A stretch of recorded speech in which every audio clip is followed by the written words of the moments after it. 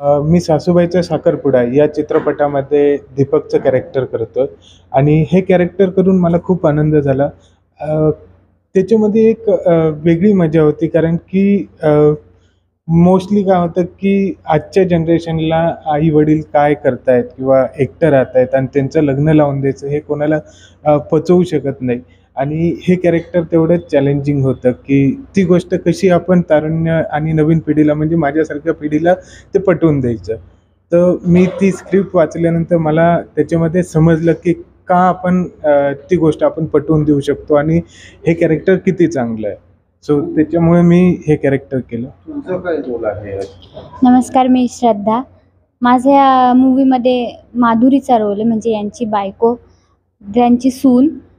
मला हे कॅरेक्टर का आवडलं, कारण की माझं कॅरेक्टर पॉझिटिव्ह होतं.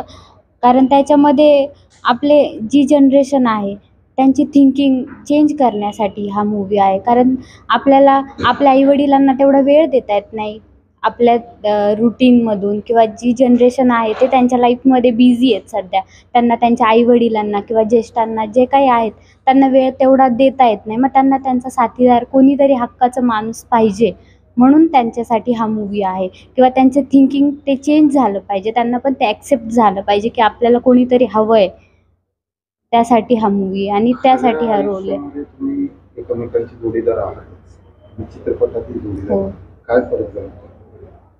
फरक तसा काही जाणवत नाही, कारण की आम्ही तेवढंच एकमेकांना सपोर्टिव्ह रिअल लाईफमध्ये पण आहे आणि ह्यामध्ये पण आहेच सपोर्टिव्ह, कारण पॉझिटिव्हच आहे रोल दोघांचा पण. त्यामुळे काही डिफरन्स नाही एवढा जाणवला. काय अनुभव होता चित्रपट? अनुभव खूप छान होता, कारण माझा फर्स्टच एक्सपिरियन्स होता, पण कन्सेप्ट खूप छान आहे.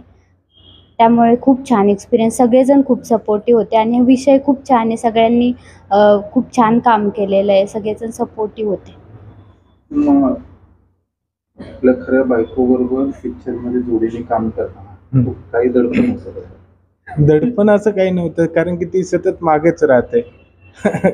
काठी घेऊन किंवा सपोर्ट देऊन.